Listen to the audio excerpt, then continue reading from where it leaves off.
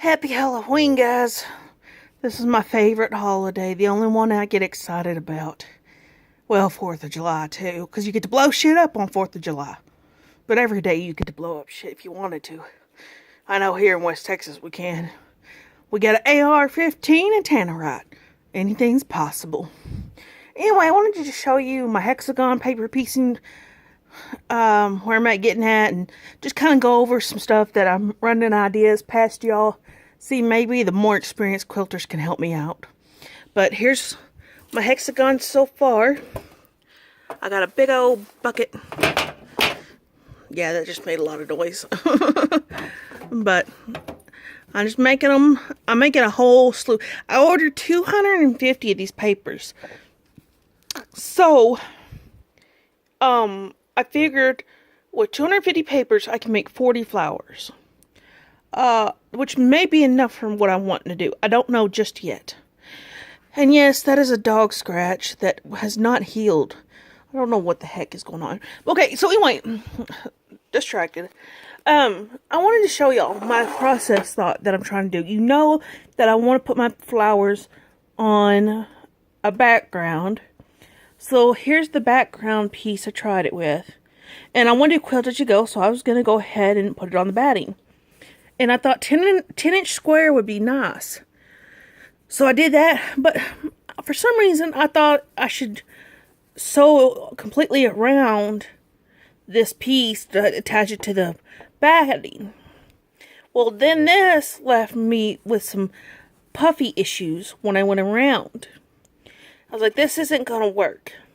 So here's what I'm thinking.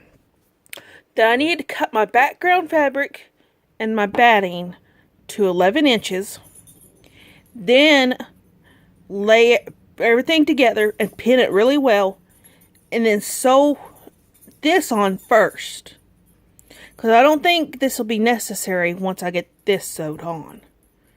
Because it'll be going in as sewn together with another piece. I don't do sashing. I don't have time for that bullshit. I don't care for sashing. So I'm just going to sew them together.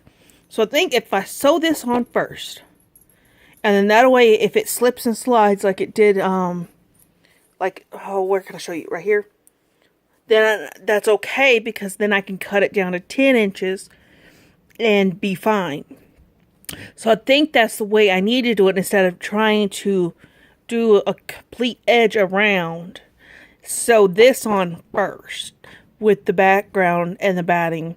Then go ahead and do my quilting I want to do on it. And that should work. Now, these are already hand sewn together, so all I had to do was place it on there. But I didn't pin it or anything, so you can see it's got some bubbles in it. And I didn't go ahead and sew all this right here because it wasn't turning out like I wanted to, so I wasn't going to waste thread. But I think once I do that and get it all quilted the way I want it, then I'll cut it down to 10 inches, and then they'll be perfect, I think.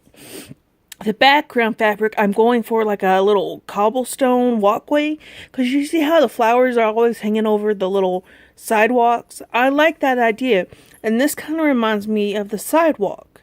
So I'm kind of going to have to go to Joann's, see if I can find some fabric that matches this maybe, or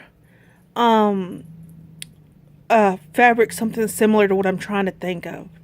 Because that's the problem, is I can see it in my head, but it coming out is a different story. So anyway, guys, I'm going to quit rambling, but this is where I'm trying to go with it. So, sewing it together is not that hard. It's really not. And the needles from Wish are garbage.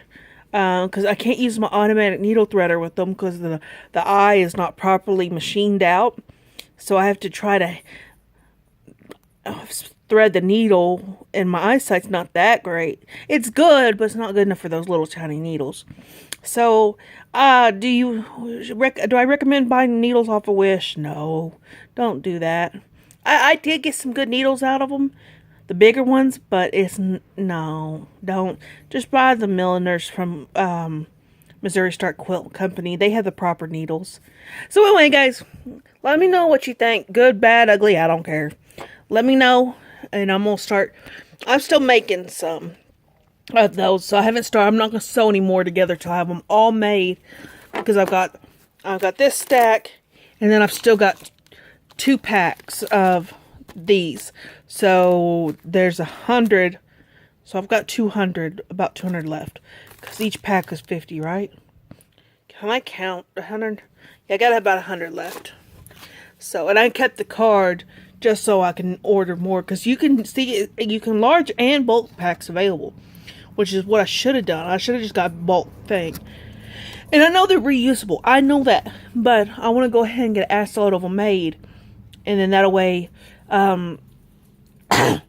I can take the papers off. And let me tell you, I found a trick last night to get those papers off, because some of y'all were worried that I was putting way too much glue on there. Is I pressed my flour with the papers in it.